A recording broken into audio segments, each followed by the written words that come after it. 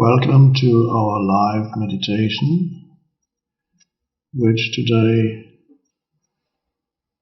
apparently is not live due to technical difficulties. 1 minute before we were due to start, everything crashed. Nobody knows why.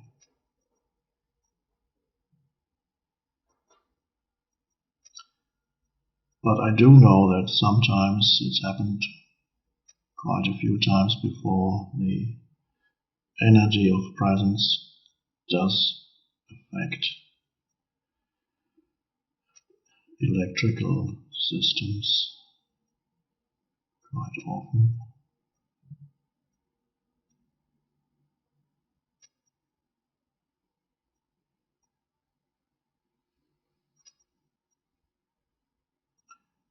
So it's still the present moment.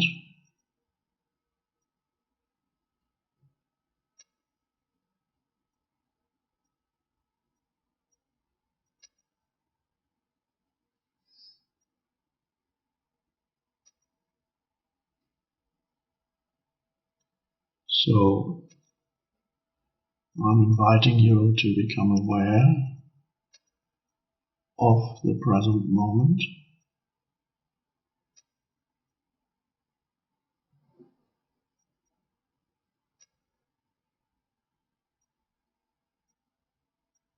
Which you may know has 2 levels to it. The external level or dimension of the present moment.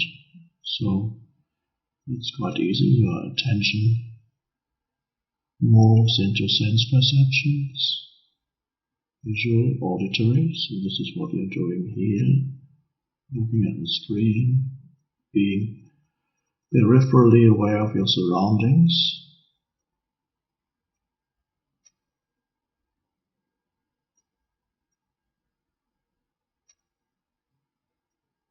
And the deeper dimension of awareness of the present moment is to be aware of yourself as the presence. That's really the present moment. And we could call that consciousness, whatever. To sense your own presence. When I talk about it, there's a duality because language creates the duality. I say you sense your presence as if that which is sensing the presence and the presence were 2 things, but it's not. It's a single thing, or rather no thing. It's the arising of self-awareness, maybe a better way of putting it.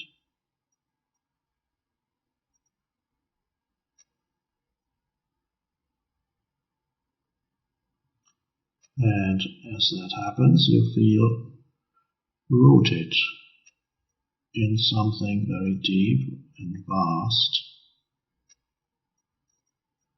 And then whatever happens externally, and by saying external I include even your thought processes and emotions, they are still on the periphery.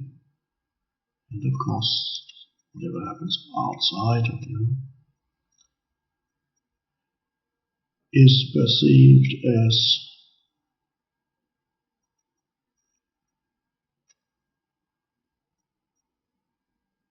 peripheral. When you're really rooted in being, there is a calmness and a depth at the center. These words are not quite right, but from there, whatever happens around you, and even whatever happens in your mind or your emotional field, is a surface phenomenon. And you can enjoy it and participate in it,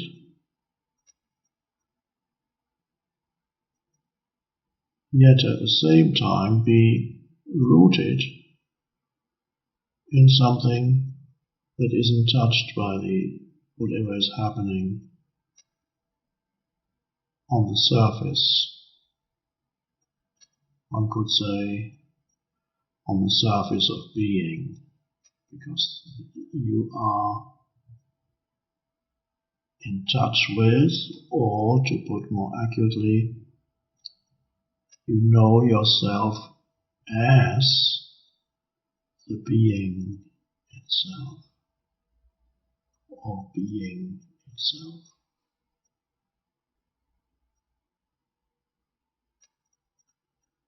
And that is what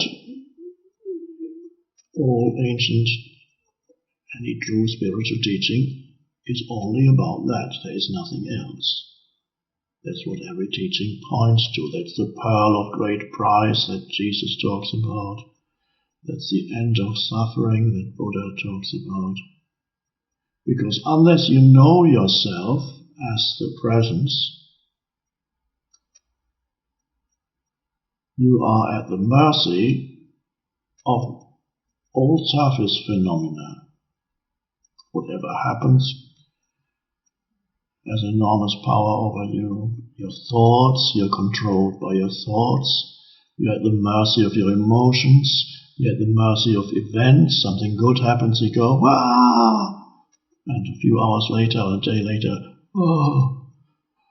And you're continuously in fear because you know you're at the mercy of very unstable fluctuations continuously. And that's why ancient spiritual teaching talk about that you need, Christian teaching, you need to be saved. Saved from what? You need to be liberated. Some teachings call it liberated. You need to come to the end of delusion. So what are you saved from, liberated from? You're liberated from all surface phenomena.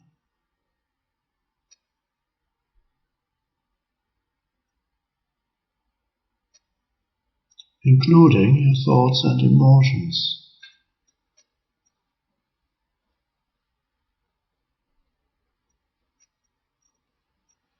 So that's what becoming aware of the now really is. Yes, you become aware of what's going on the surface of being, but primarily you are aware of being itself.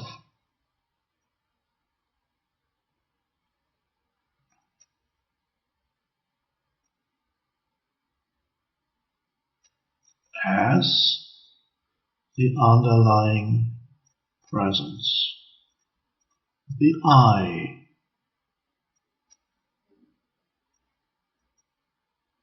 I am.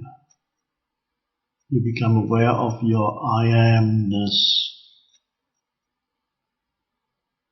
the essence of your sense of identity, which gets mixed up with mental emotional stuff, that you think you are your memories. No, you are that which enables the memory to be. Consciousness, awareness.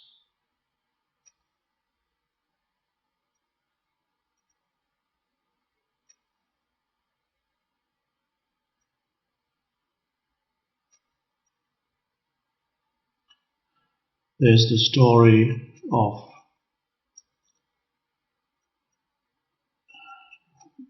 it's a Zen story, so all Zen stories are a little strange. They are meant to be strange because they always point to something that you can only understand by experiencing it. So the story goes, there are two young monks in a Zen monastery, and they're walking outside, and there's a little hill just near the monastery, and they see on the hill the master of the monastery is standing there, and the one monk says to the other, "I wonder what he's doing on that hill." And the other monk says, "I think he's looking for a place to plant another tree because he likes planting trees. I think that's what he's doing."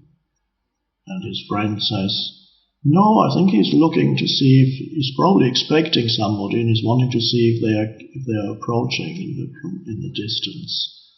And then they say, "Oh, let's go and ask him, see what he's doing there." So they walk up the hill, come up to the master and say, "Master, what are you doing here?" And the master says, "I'm standing here on the hill."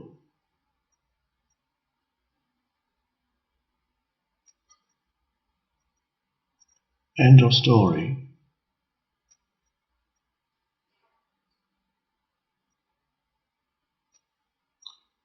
Meaning,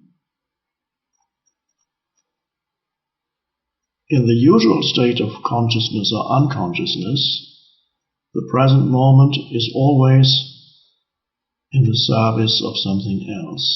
It's used as a stepping stone towards the next moment. You want to get to it. It's always reaching out to the next moment, because all you know is surface phenomena. Oh, by the way, I'm just told that we are now live, so that's fine. Let's carry on. All you know is surface phenomena in the usual state of consciousness or unconsciousness. And so you're always looking to the next thing to arise, the next thought, the next emotion, the next event. And the now is continuously in the service of some imagined next moment. So when the monks go up to the master on the hill and say, "What are you doing here?" they expect the master to say, "I'm here in order to do this, that, or that." But he's not. When the master says, I'm standing here on the hill, what that points to is that the master is rooted in being, primarily. That is his state of consciousness. The present moment is not reduced to a means to an end. He is in the depth of being, which is the now, the present moment. His consciousness is rooted in that. His consciousness is that. And so when the master says, "I'm standing on this hill," period. So the monks are amazed if they probably still didn't get it. Because the implied question is, aren't you always here for something else? Well, it does not exclude the possibility that the master may also be on that hill in order to look for a place to plant a tree, or in order to see if someone is arriving, as the monks had suggested. But the master is primarily rooted in being. Whatever else he may be doing is secondary and peripheral. And that's why the master didn't say, I'm here to look for a place to plant a tree or to see who is going to arrive. No. Primarily, I'm here now, standing on this hill, or in your case, or in my case, I am here now, sitting where I am, and I am aware of myself as the presence. Therefore, I'm rooted in being. Therefore, I'm not reducing this moment to a means to an end. I'm fully in this moment. Then I can still take action.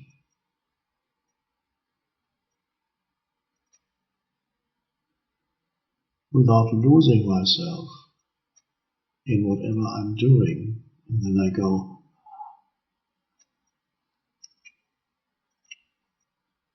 you can see how you go out completely out of yourself. And then you go, what's the next thing that's going to upset me? Or what's the next thing that's going to satisfy me? And of course, what's the next thought that's going to come into my head and going to take possession of me to such an extent that I become the thought, to such an extent that creates an emotion, reflecting thought.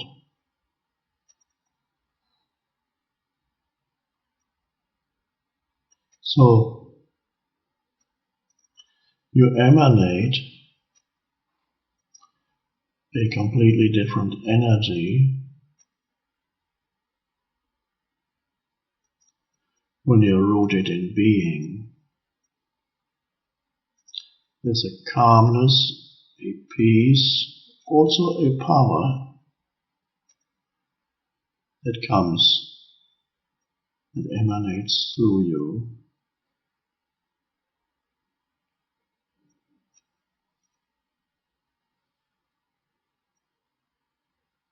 And all your doings will become more intelligent,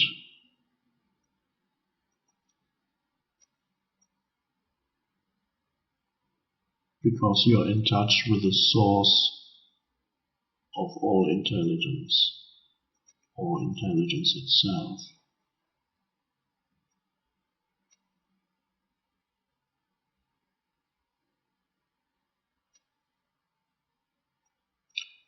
Without being rooted in yourself, being rooted in being,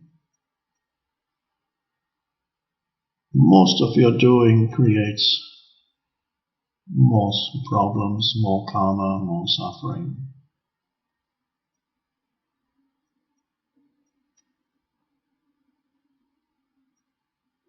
And none of it is satisfying, not for long.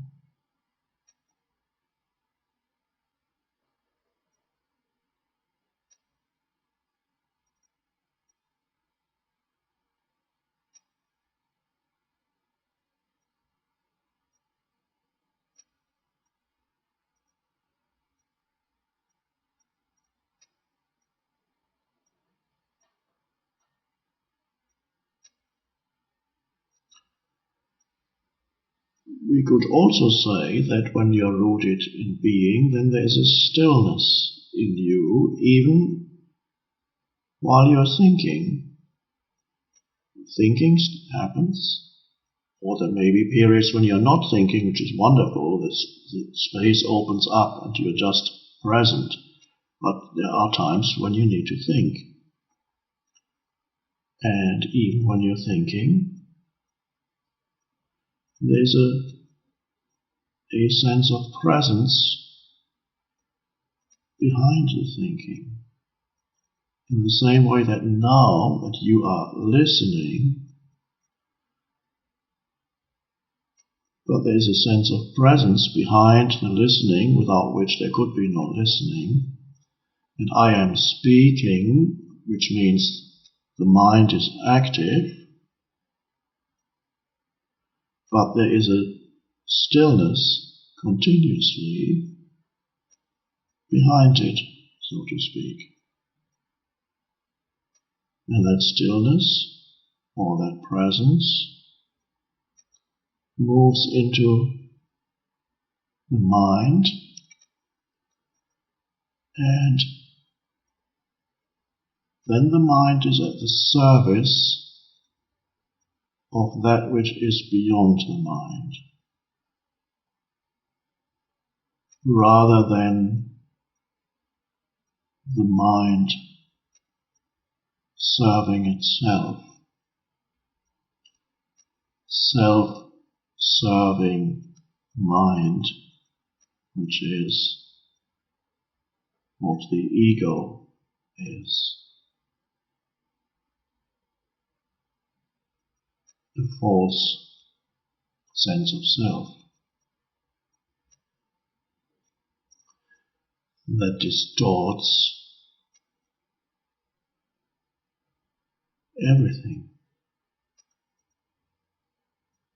the way you interpret the world, other people, distorted by a misperception, a fundamental error underlying all your mind activity.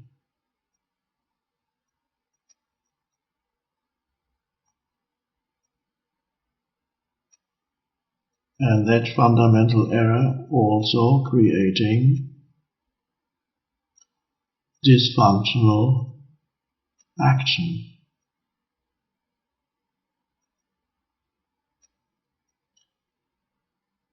Action that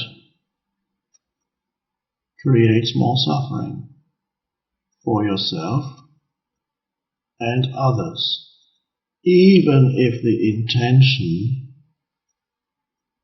is good and it may sound reasonable, and then the old saying implies the road to hell is paved with good intentions.